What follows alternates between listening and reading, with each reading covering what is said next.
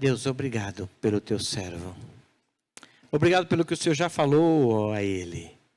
E agora, por amor do teu povo, fala por ele e a nós. Nos dê a entender o que o Senhor espera de nós. Obrigado pela sua vida e disposição em servir a ti. Em nome de Jesus. Amém.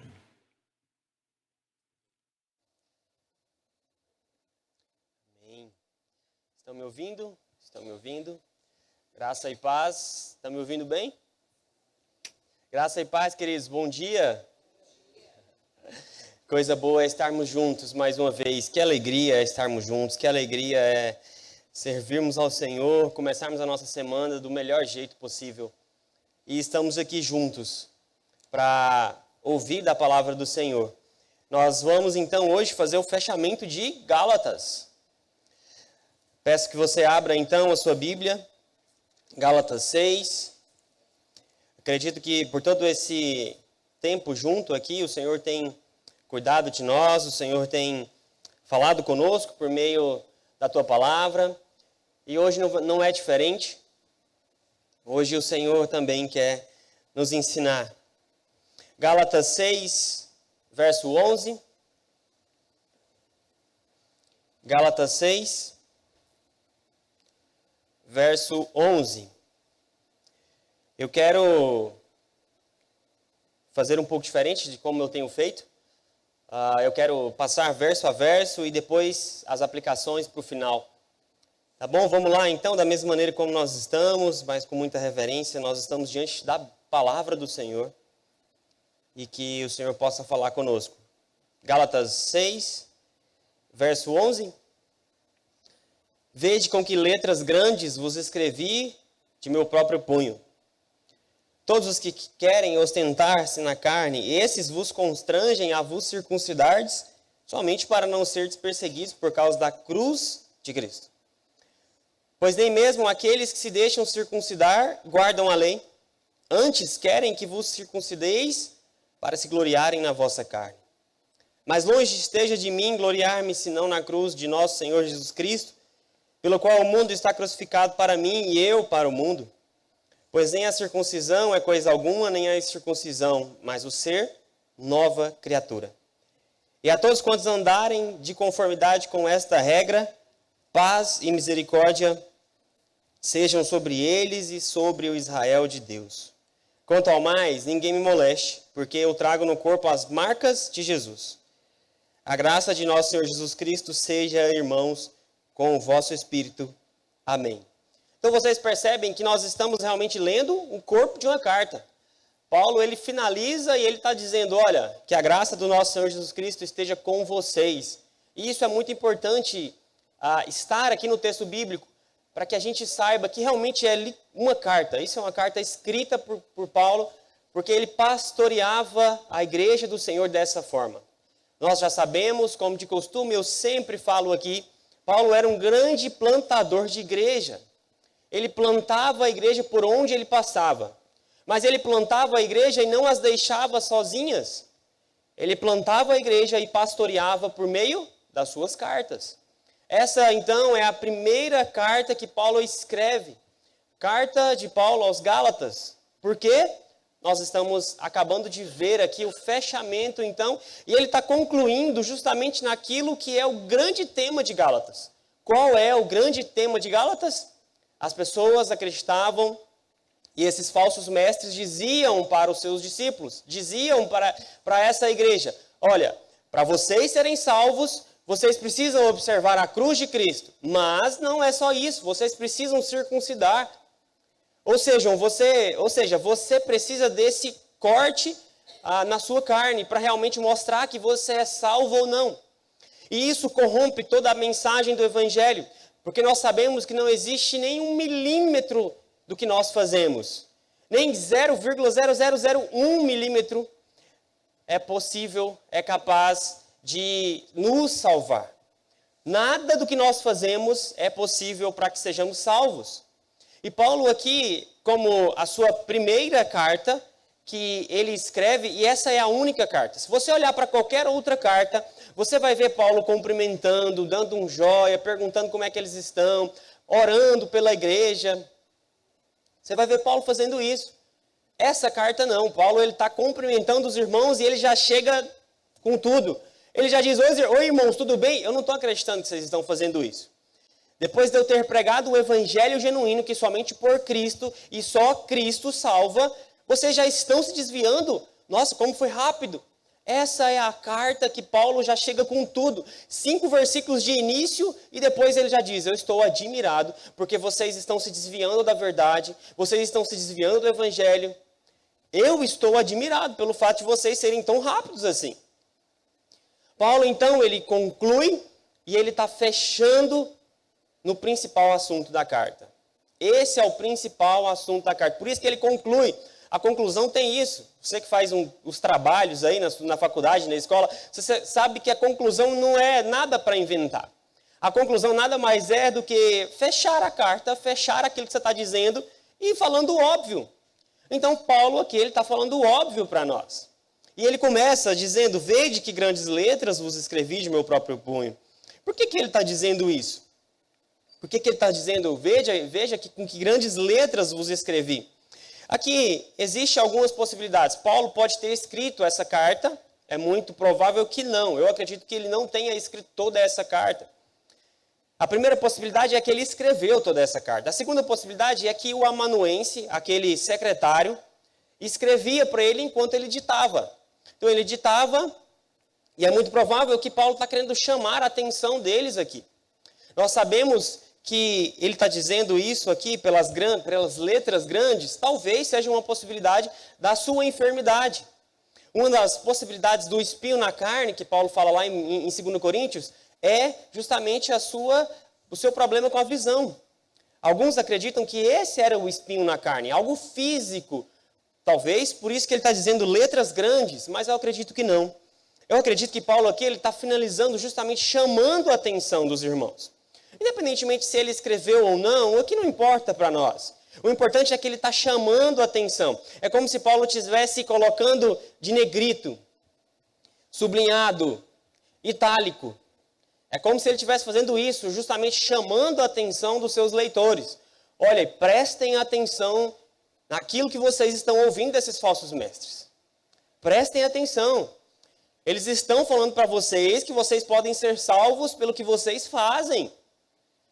E isso corrompe a mensagem do evangelho. Então Paulo está chamando a atenção deles aqui. Olha, eu estou escrevendo para vocês em letras grandes. Ou seja, a gente sabe que quando nós escrevemos em maiúsculo, nós estamos gritando no texto.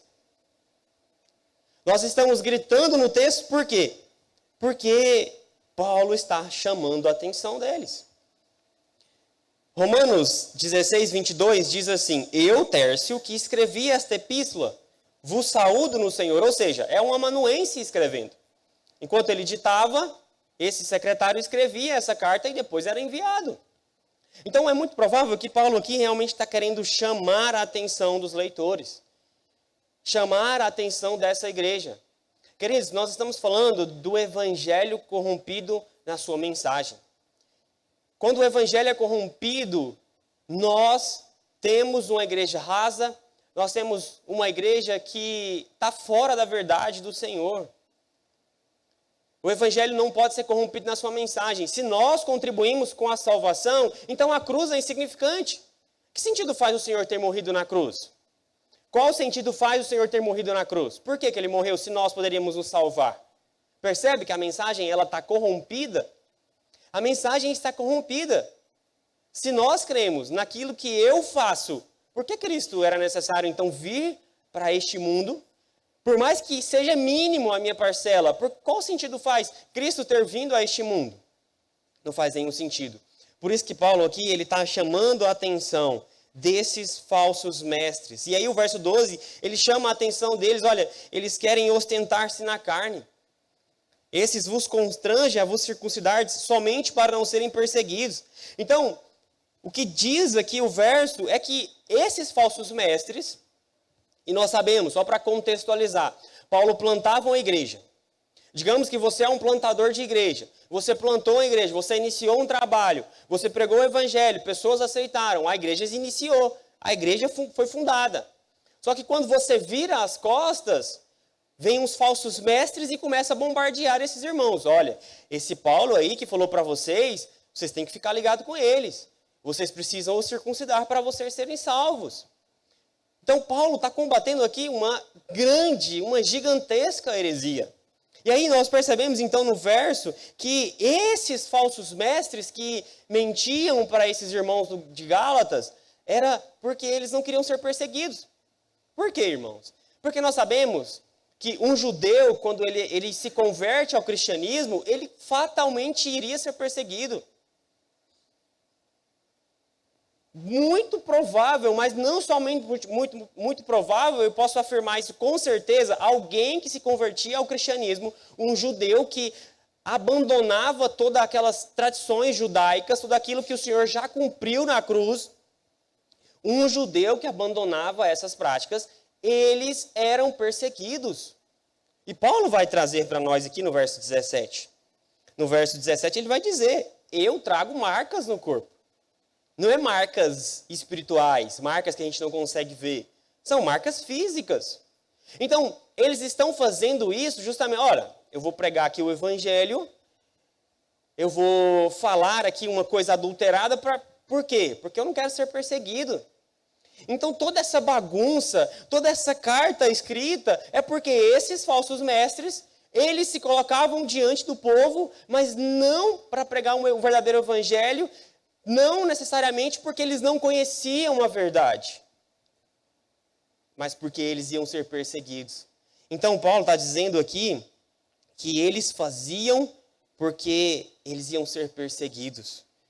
Eles não faziam porque eles não sabiam da verdade, eles sabiam da verdade. Esses falsos mestres, eles sabiam. Os próprios fariseus, eles que não reconheceram Cristo, eles sabiam a verdade. Eles crucificaram Jesus, nós sabemos que tudo isso já estava escrito na eternidade, mas eles crucificam Jesus muito mais por inveja do que necessariamente por não conhecer a verdade. Eles, como ninguém, sabiam muito bem do Antigo Testamento e sabiam que o Cristo prometido viria e faria sinais. E esse Cristo prometido que viria e faria sinais, ele veio. Então os fariseus sabiam disso. E esses falsos mestres também sabiam da verdade. Só que eles estão fazendo isso para quê? Para não ser perseguidos. E aí Paulo continua no verso 13 dizendo, nem mesmo aqueles que se deixam circuncidar guardam a lei. Ou seja, esses falsos mestres, eles fazem isso, mas nem eles guardam a lei. E assim é o legalista, queridos. O que é um legalista? Um legalista é aquele que é hipócrita. E é esse que Jesus disse, não julgueis. Jesus não está nos mandando ali nunca julgar alguma coisa. Como é que você vai estar diante de uma pregação, de uma exposição bíblica e você não vai julgar entre o bem e o mal? Nós temos que fazer esse julgamento.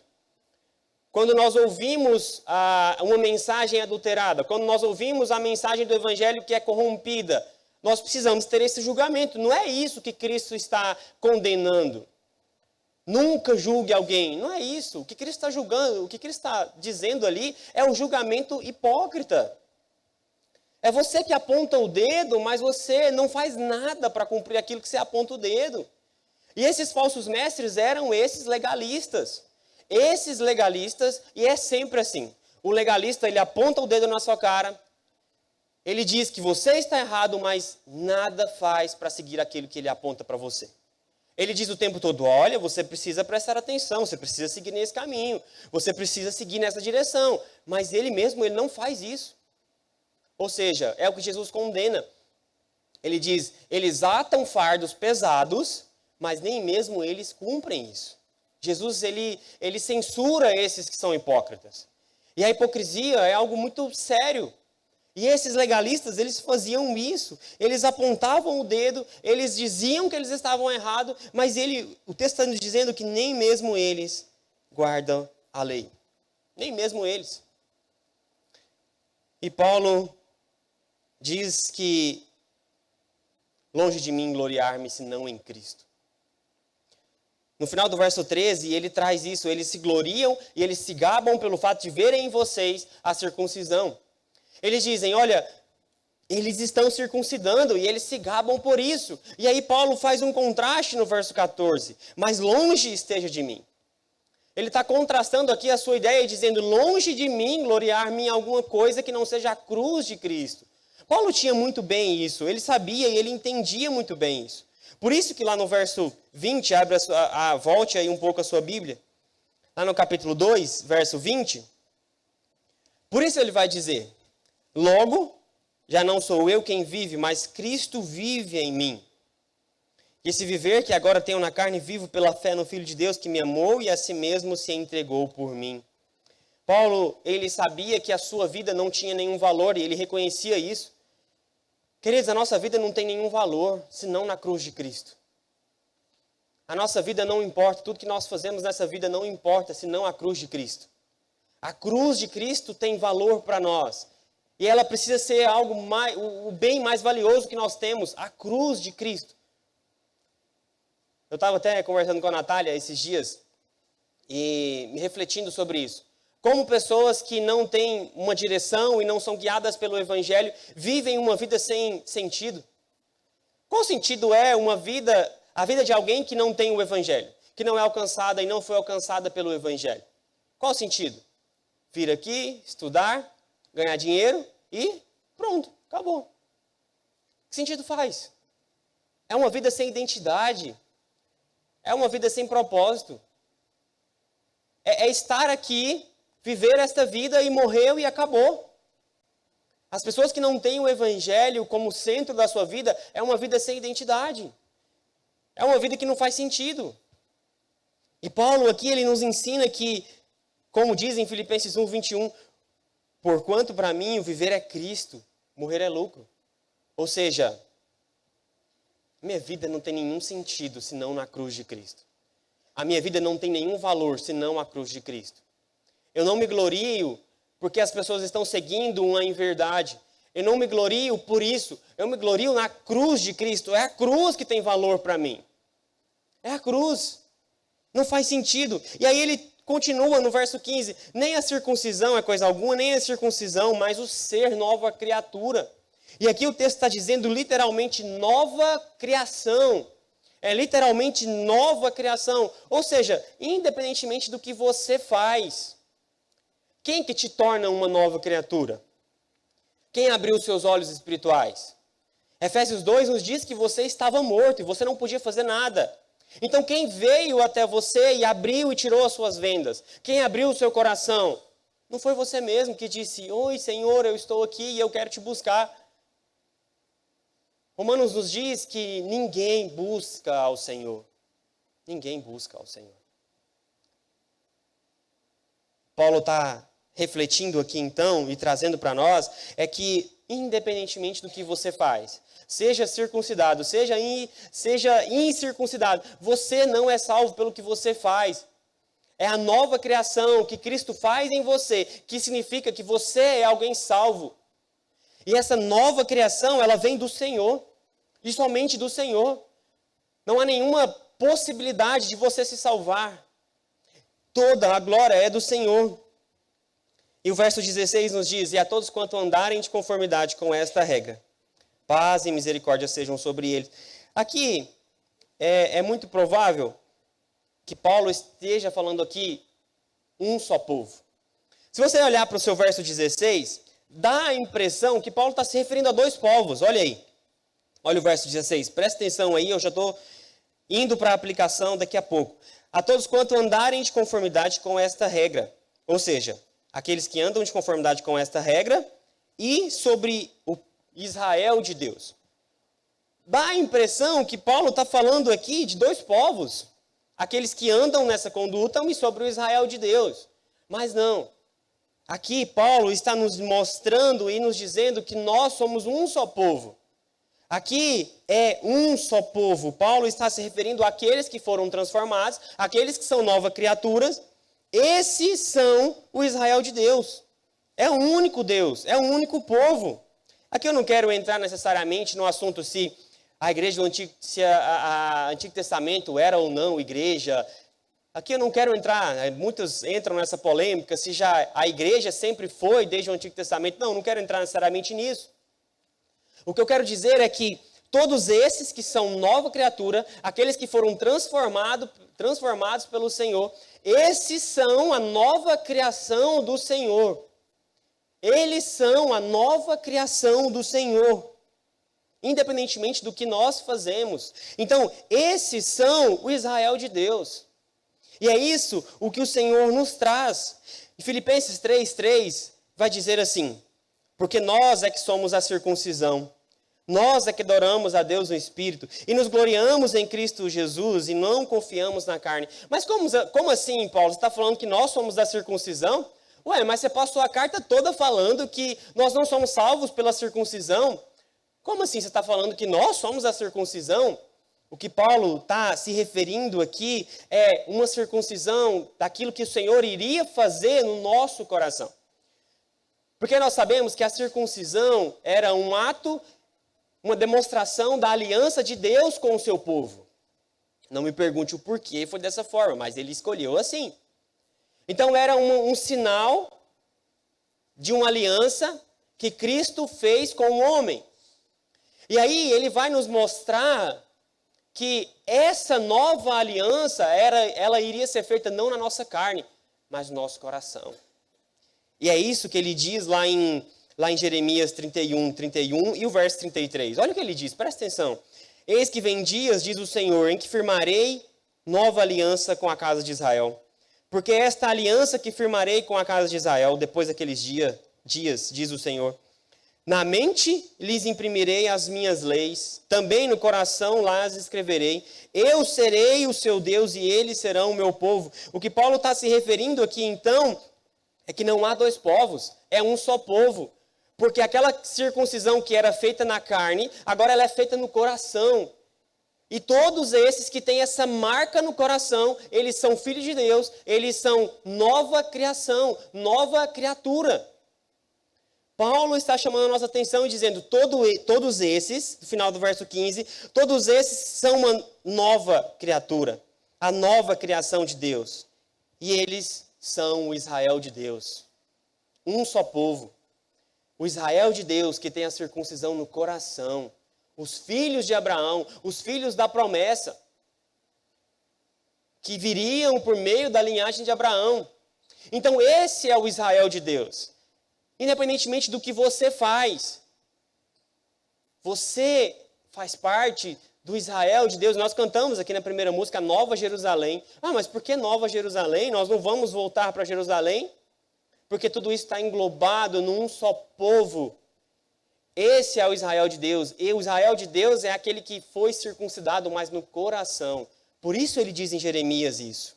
Por isso ele destaca isso. E aí ele termina no verso 17 e verso 18. Quanto ao mais, ninguém me moleste. Porque eu trago no corpo as marcas de Jesus. E ele está falando ninguém me moleste aqui. Justamente, me deixe em paz.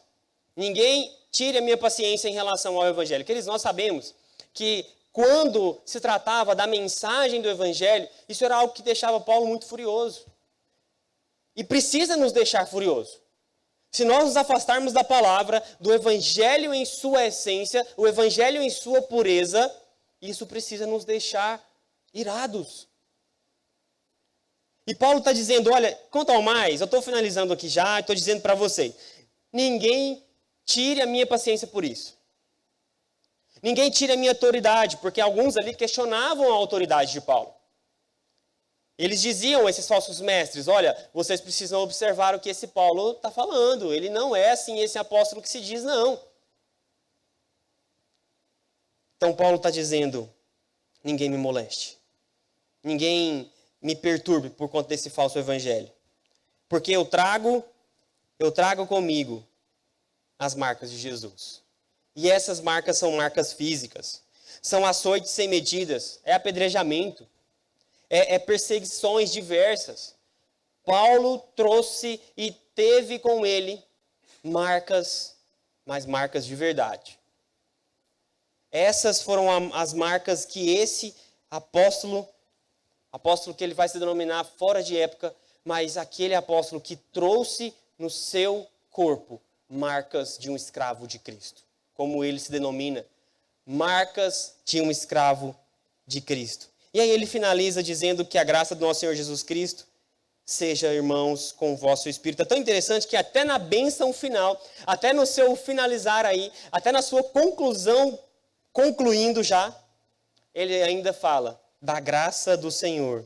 E essa graça, ela exalta a superioridade do evangelho, que é de graça. Nada do que você faz. Nada. Não existe 0,000.1 alguma coisa. Você não faz nada para obter a salvação. Senão não precisávamos da cruz. Eu quero agora finalizar com algumas aplicações, então. Que eu acredito que, passando por toda a carta, são aplicações daquilo que nós podemos tirar para nós como igreja. Nós não vamos olhar para outras igrejas. Nós não vamos observar aquilo que eles fazem ou deixam de fazer. Nós precisamos olhar primeiro para nós. Não que nós não julgamos aquilo que eles fazem. Mas nós precisamos primeiro olhar para nós. E eu acredito que essas aplicações, elas precisam estar presentes no nosso contexto. A primeira aplicação que eu trago para nós, então, é: quantas vezes nós queremos esconder as nossas profissões para não servir ao Senhor?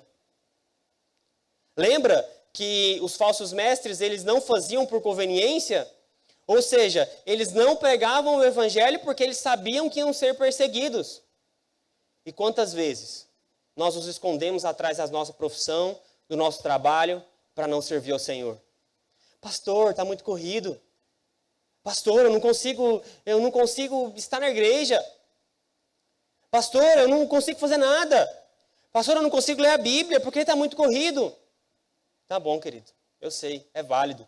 A nossa vida é corrida mesmo. A sua vida é corrida, a minha vida é corrida. A vida de todos nós é corrida.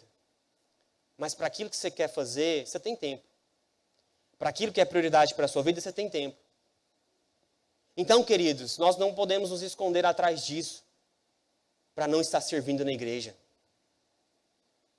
Mas é o meu trabalho. E aí você usa o seu trabalho como um escudo para dizer: não, pastor, estou trabalhando muito. Estou fazendo isso. Nós nos escondemos atrás disso para não servir ao Senhor como deveríamos. E isso vai se tornando uma verdade na nossa vida cada vez mais.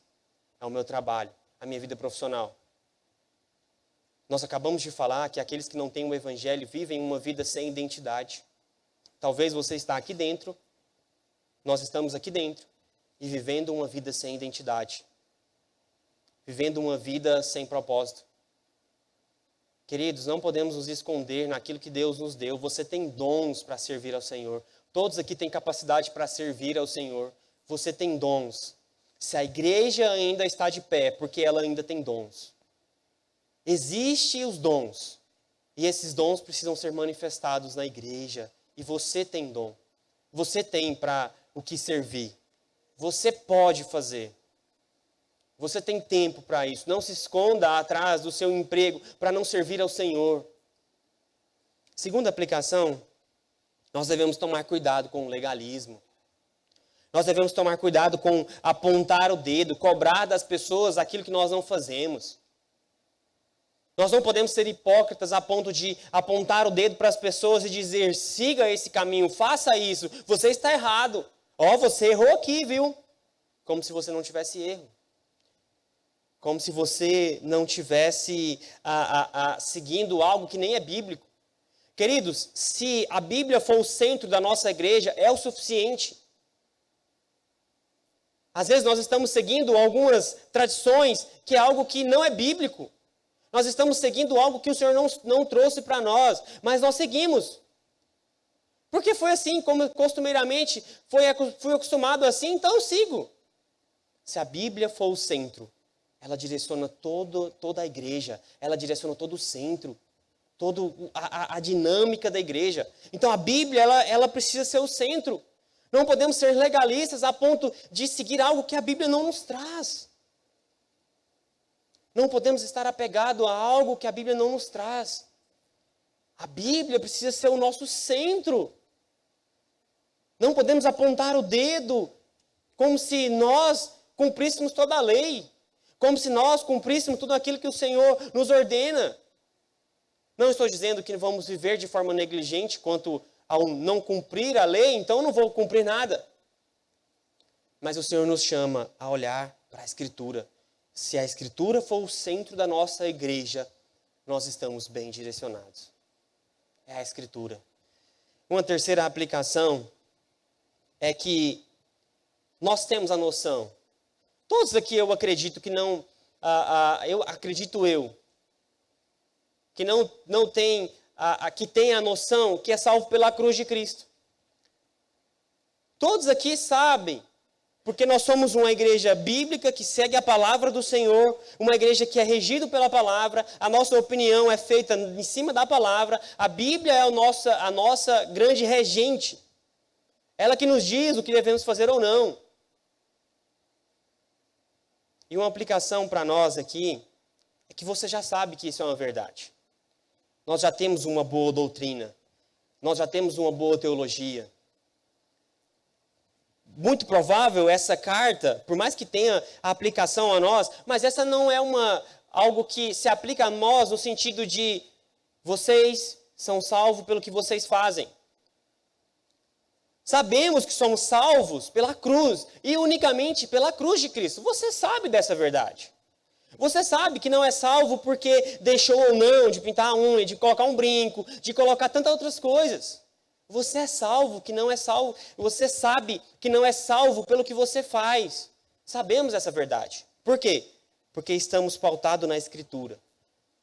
Estamos pautados na Bíblia. Só que aqueles que estão pautados na Bíblia, o que falta então para nós? E o que falta diversas vezes para nós que estamos pautados na Escritura? Uma vida de oração. Já sabendo da verdade, tendo essa verdade como única regra de fé e prática. Nós sabemos, você sabe que você não é salvo pelo que você faz. Você sabe que você é salvo pelo que Cristo fez na cruz. Já sabemos dessa verdade. E talvez o que se aplica para nós, já sabendo dessa verdade, é uma vida de oração. Queridos, olhe para a realidade de Atos. Olha aquele povo cheio do Espírito, pregando a palavra, e a igreja crescendo, e a igreja se desenvolvendo. Nós temos um grande poder nas mãos, que é ser cheio do Espírito, ter uma vida de oração. Uma vida de oração.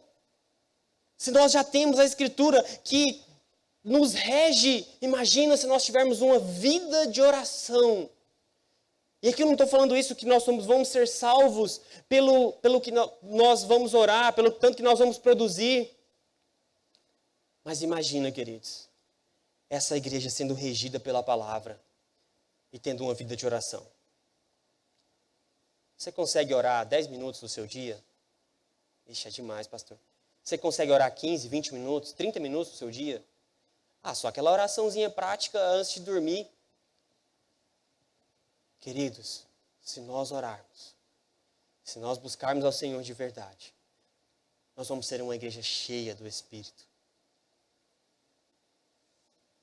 Cheia do Espírito, não tem nada a ver com bagunça, não tem nada a ver com aquela coiseira toda, não tem nada a ver com isso. Mas uma igreja cheia do Espírito, ela tem um poder gigantesco, porque é uma igreja que ora, é uma igreja que tem a palavra como única regra de fé e prática, mas tem uma vida de oração. É pautada em um Espírito que nos guia, e o Espírito nos leva para a palavra. Ser cheio do Espírito é ser cheio da palavra de Deus. Precisamos ter uma vida de oração. Você já sabe que você não é salvo pelo que você faz. E a sua vida de oração? Vamos ser pautados pela Escritura, mas cheios do Espírito. Cheios do Espírito. E aqui é o grande dilema. Aqui é o grande dilema de nós, que muitas das vezes estudamos a Bíblia, estudamos, e não tem que deixar de estudar, tem que estudar mesmo. Mas e a oração, queridos? E a oração? E o tempo com Deus? Quantas vezes nós temos falado sobre isso, e o desejo do meu coração é que gere algo em você, que você tenha uma vida de oração.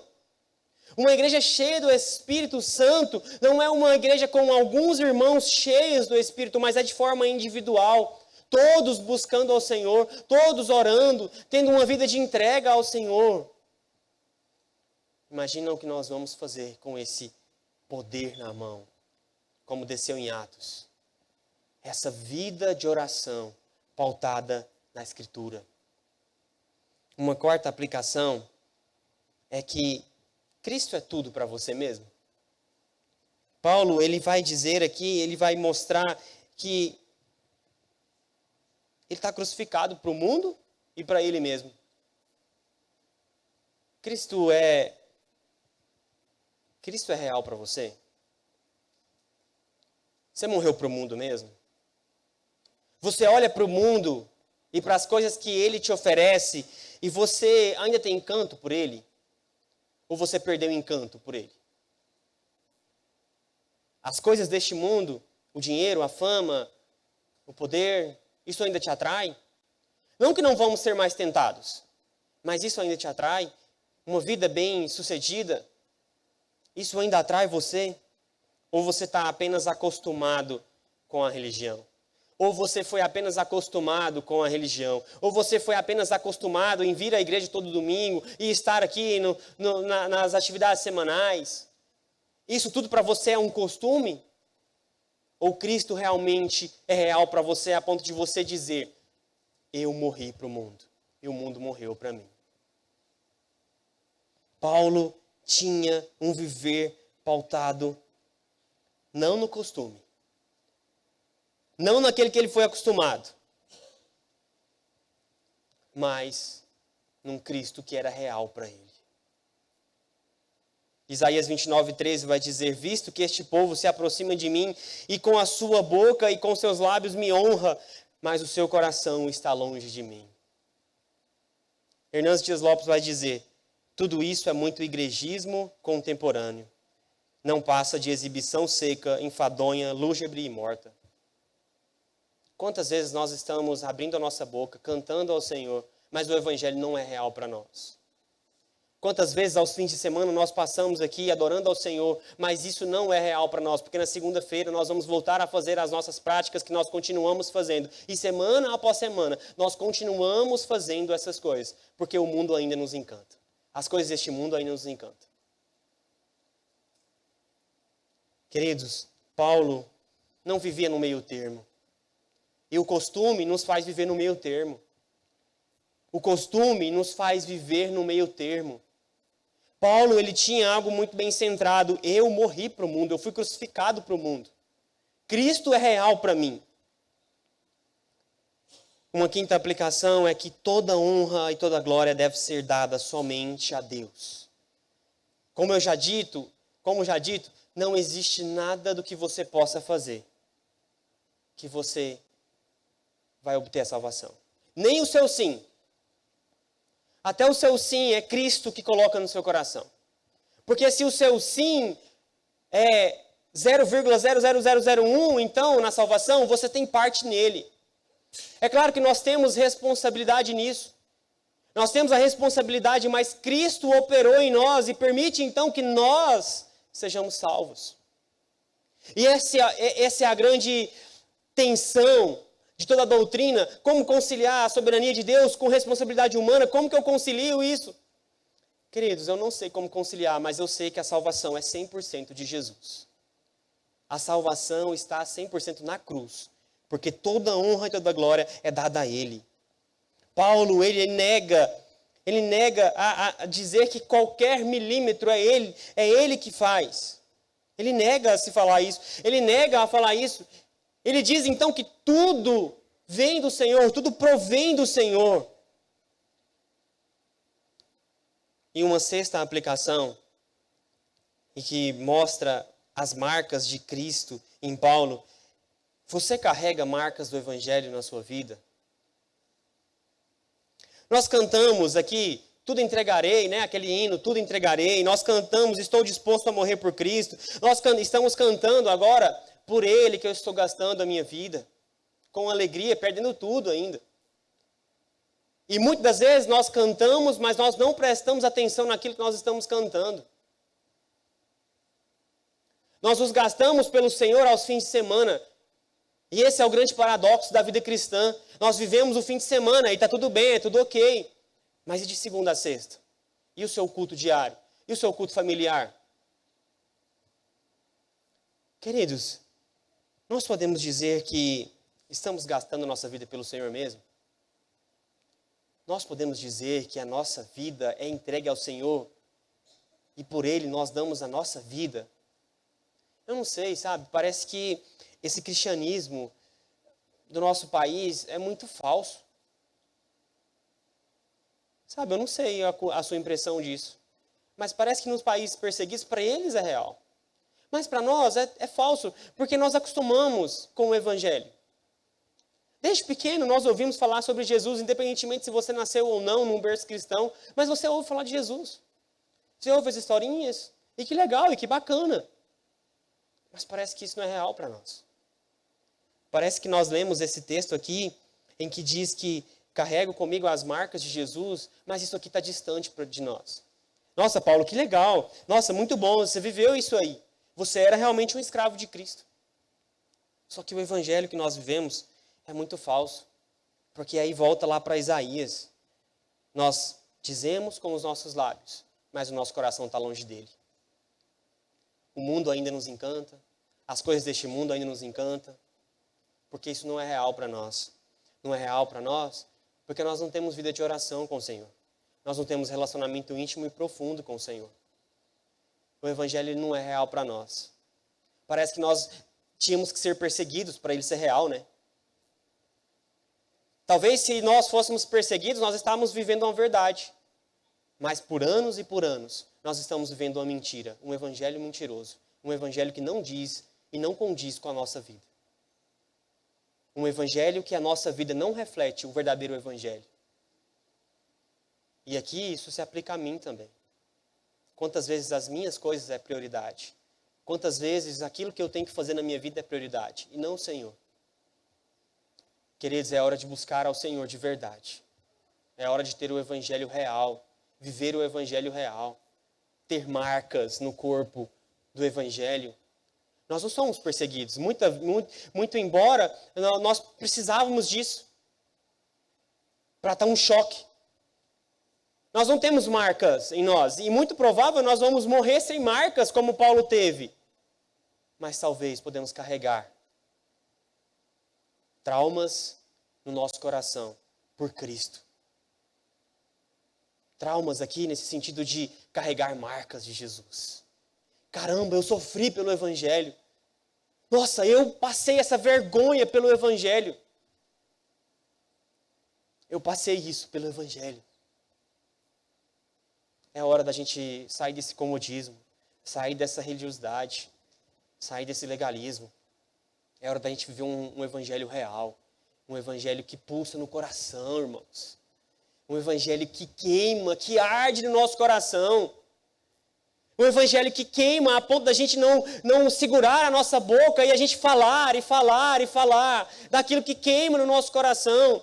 Porque o evangelismo é só algo que você fala daquilo que queima no seu coração. Se não queima, como é que você vai falar daquilo que você não tem nem vontade nem está vivendo? É hora da gente viver esse evangelho em que a gente diz, eu carrego comigo marcas do evangelho. Vamos orar?